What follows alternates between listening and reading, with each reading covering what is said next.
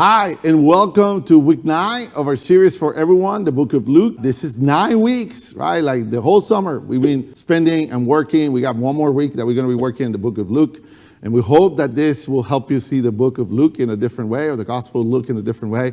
And that you've been learning about how to better understand your Bible and thinking about the importance of context and importance of seeing the whole story together. So we start today with a question, as we do on a regular basis. So think about this question as before we come back. It says, did you play any team sports, play in a youth orchestra, drama club when you were growing up? What was your experience? Do you like it? Do you not like it? And if you are a youth and you're listening to this, do you like it or you don't like it? So just take a moment and think about it. Think about the answer. If you have somebody with you, share the answer, and we'll be right back as we continue with our series for everyone, the book of Luke.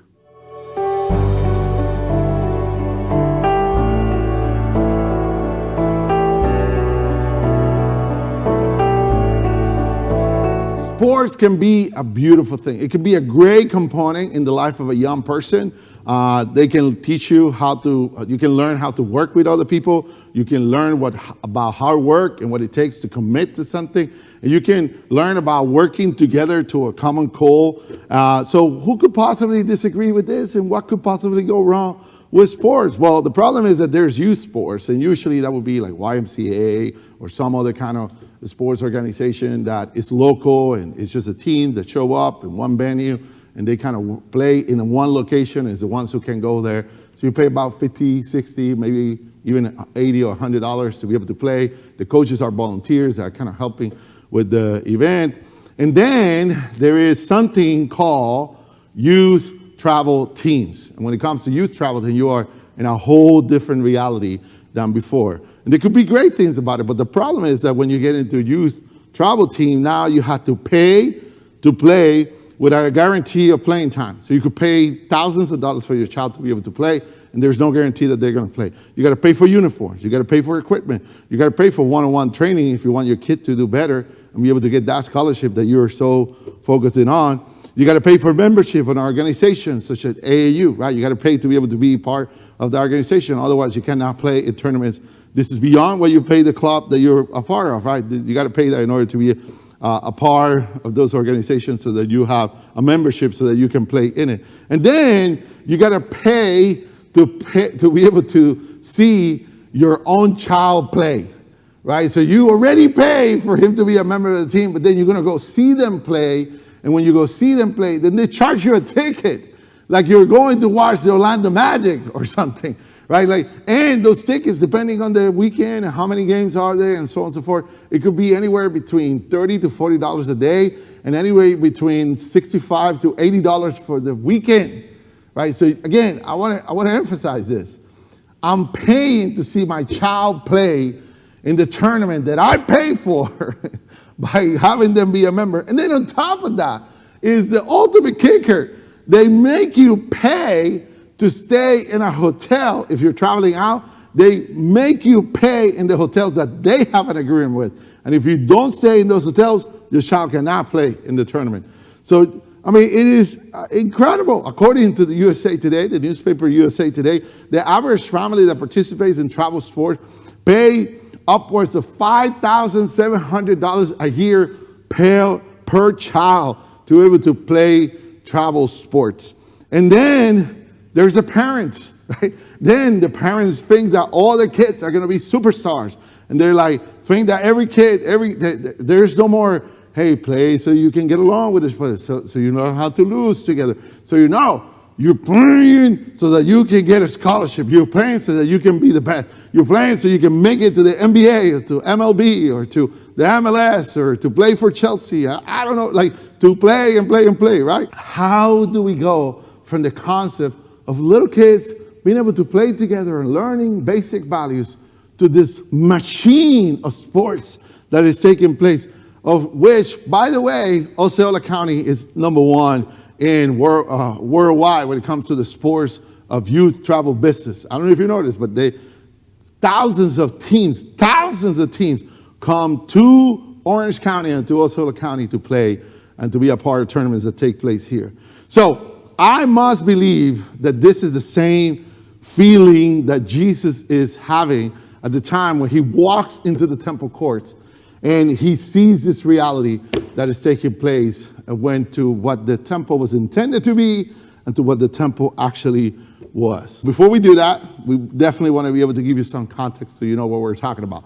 So we have a map that's going to help us to do some of that. So remember, right, Luke chapter 1 to, obviously there's part of the story that takes place closer to Jerusalem, but as the beginning of Jesus' ministry, all the way to 950, everything is happening up here, right? So that's the Sea of Galilee, which is really a lake, right? But here, the Sea of Galilee. So everything, this mountainous area, everything is happening over here. Everything that happened up to 9:5. 9:5, right? We studied a couple weeks ago when Jesus sends them out, 70 or 72 of them, sends them out 2 by 2 to be able to go and tell people Jesus is coming. So they started going south, right, on both sides of the Jordan. They telling everybody, Jesus is coming, Jesus is coming, Jesus is coming. And Jesus starts making his way down to Jerusalem, which, by the way, last week we saw one of those dinners. So one of those dinners took place on the way to Jerusalem. And then when we get to chapter 19, verses 28 to 44, Jesus triumphantly enters Jerusalem in the back of a donkey, right? And so we have this beautiful image of Jesus entering, and there's this juxtaposition that is taking place. In one side, the people are celebrating with palms, which is, by the way, where we get Palm Sunday in the beginning of Holy Week. And then on the other side of that, the leaders are going like, nah, we can't have this. This is crazy, right? This guy has the support of everybody. We're losing our power and our influence and our leadership, right? He's taking our ground, and he is here in Jerusalem where we have the most power. So the people welcome the arrival of Jesus, but the leaders realize that something must be done, right? They felt like we need to be able to do something. So again, if that's the feeling, then if it was you, you might say, hey, I'm just going to take it easy here in Jerusalem. I'm going to stay quiet. I don't want to get into trouble, right? Well, Jesus didn't see it that way. Immediately after Jesus gets off this donkey, in the narrative of Luke, he goes directly to the temple, right? Directly to the temple. So we have a couple images going to help us to be able to understand a little bit of a temple as it stood during the time of Jesus, right? So we have this big picture. So again, the temple had different points of entry, but there were a separation between these outer courts, or these courts were called the courts of the Gentile.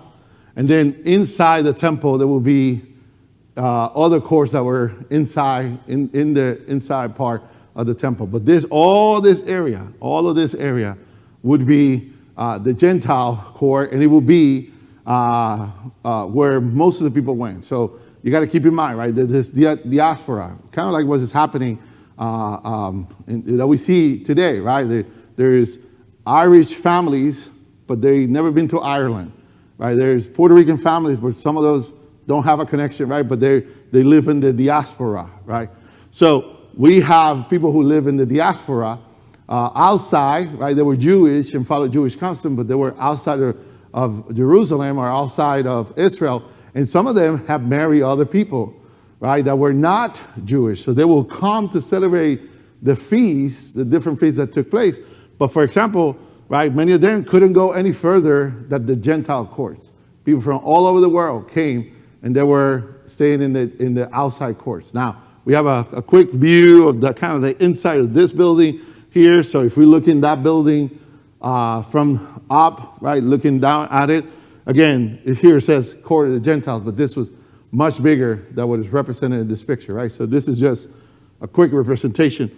So it was one part that was called the court of the women. So only women who were Israelites could only get this far. And then there's a court of the Israelites. So males who were Israelites, they could get this much farther. And then this area was the court of the priests. And then there will be the holy place and the Holy of Holies, who could only be entered by the leaders. And eventually the holy place could only be entered technically by one person, who was the high priest serving at the time. Okay? So inner courts, right? There were different inner circles, right? All the way to the Holy of Holies. So with that in mind, right, then we can read these verses that are under study for us today. So Luke chapter 19, verse 45, it starts this way. when Jesus entered the temple courts, he began to drive out those who were selling. And you're like, hold on, right? Like this just immediately, like, right? He walked in and he's like, it's time for me to get in trouble, right? So he immediately starts driving out, right? Driving out those who were selling. That expression, driving out, same expression, driving out demons, right? Is in the same category. We're driving out those who were selling.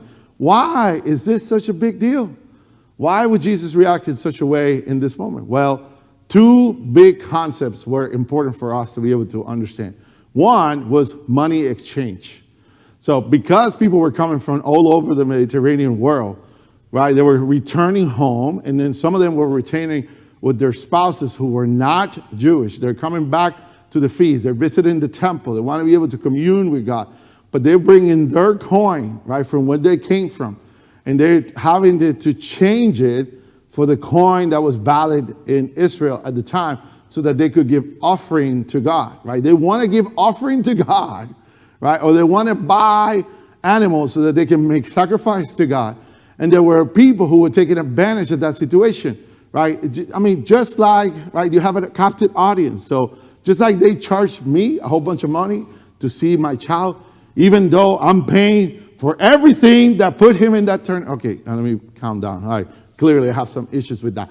But it's also the same idea, right? If you rent a car and you forget to put gas before you get to the airport, and you're right there next to the airport, there's a gas station, but the gas is like 3 times what it was before. Or if you go to an Orlando Magic game and you go buy a hot dog. Well, outside of the stadium, a hot dog could cost you $1, $2. But if you buy it in the stadium, it's like $5, $6, right? Because you have a captive audience. So once you went into the temple, you had a captive audience. So they are taking advantage of that situation, and they're upcharging people. And because they didn't know any better, right? They're taking advantage of people when it came to exchanging the coin so that they could give it in offering, right? So that they can give it an offering, so that they can have a relationship with God, or that they could buy animals for sacrifice. But then on top of that, the same thing was happening with the animals for sacrifice. They were upselling the animals for sacrifice. If you didn't bring your lamb, if you didn't bring your goat, if you didn't bring your pigeon, right? If you didn't bring, then guess what? We're going to upcharge you for it. So they will charge, and specifically, there's records that show that the upcharge was greatest on the does, right? On the smaller animals, which would have been the ones that the poor and the outsiders could afford to be able to pay. Those are the ones that had the highest upsell when it comes to it. So Jesus has to decide, right? Am I going to do something about this?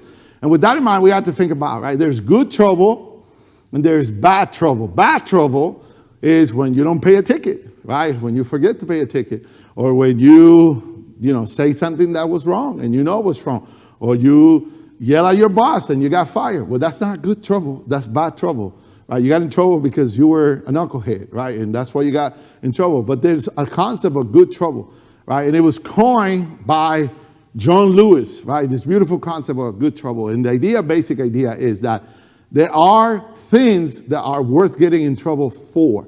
There are circumstances in what is worth for me to get in trouble. So we have an image, right? This image is taken as Martin Luther King is making his way to Selma, right? They will be arrested. They will be beat up. Hundreds of people, if not thousands of people, are going to be beat up because they're doing a demonstration for the civil rights of African Americans within the context of our country. And this gentleman right there in that corner is John Lewis. And John Lewis was in jail, incarcerated on multiple times, and then served for 33 years the Congress of the United States. And the documentary of his life is literally called Good Trouble, right? We have that picture of that. And actually, this picture here is a digitalized version of the day he got arrested as he crossed Selma, joining arms with Martin Luther King and other civil rights leaders, right? In order to fight for the rights of blacks in the United States. So here it is. There are some things in life that is worth getting into good trouble. So Jesus makes the business decision that it is worth for me to get in good trouble. And you may ask, well, why? Why Jesus decides to do it? Well, there's a bit of an explanation right there. Verse 46 says, it is written, he said to them, my house will be a house of prayer. Right? There's a purpose for this temple that you have forgotten. And there's a quote specifically for Isaiah 56:7. So, I mean, the irony is incredible, right? If you go back to Isaiah 56:7, this is what it said. And this is in talking about the temple and how the temple is going to interact with people outside of Jerusalem. This I will bring to my holy land and give them joy in the house of prayer. They will burn offerings and sacrifice will be accepted on my altar. For my house will be called a house of prayer for all nations. So the temple wasn't designed just for you to take advantage of it. The temple wasn't designed just so you can upsell people, trick them into exchanging coins. So how do you go from this to what they were doing, right? In the same way that you ask, how do we go from kids playing a sport to what we have in the reality of travel team and different aspects for boys and girls within our society? So, I mean, I would say nobody thinks that this is the way it should be, but yet we keep with that system. So the same was reality. And Jesus is like, no, I'm going to get in good trouble. This is worth getting into good trouble for. So he is standing, he's saying, no, you're going to go back to what this house is supposed to be. Again, verse 46, it is written, he said to them, my house will be a house of prayer, but you have made it into a den of robbers. A den of robbers. This idea is that the robbers could go rob, and they could hide in a cave, hide in a place where they couldn't be reached. So they just kept doing it, right? To me, it kind of sounds like if we get to corruption in government, we think of things, people say sometimes things like, hey, it's not that they don't steal, it's that they don't steal too much. No, it is about not stealing. They shouldn't steal to begin with, right? So it just gets to a point where sometimes people get away with impunity, and you're like, how can this be?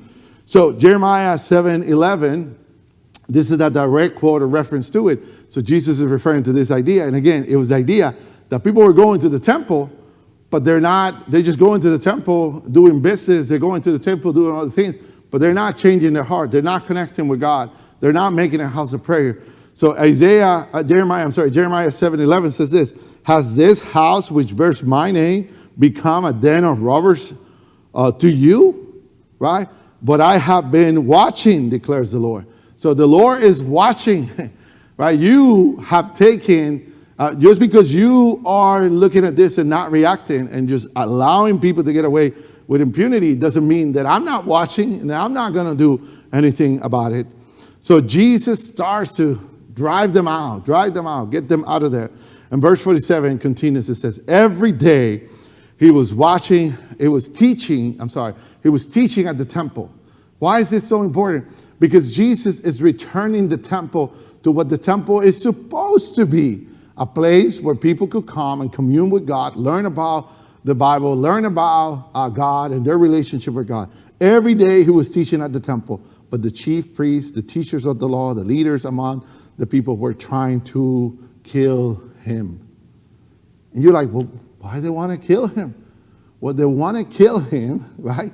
Because he is killing the golden goose, right? They want to kill him because he just broke the business that they were doing. They have been benefiting financially from this whole structure, right? They were making Gentiles, right? Instead of making a house to the nations, they're abusing the Gentiles and abusing the people who are coming to use the poor, the weak, right? They're abusing them when they come to use the temple.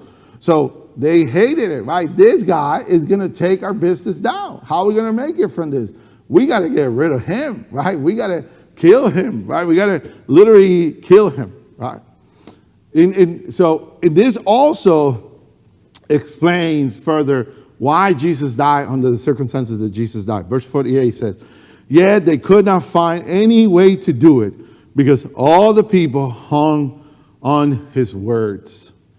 So because everybody was hanging on to Jesus' words, then they had to find a time where they can actually entrap him when nobody is around.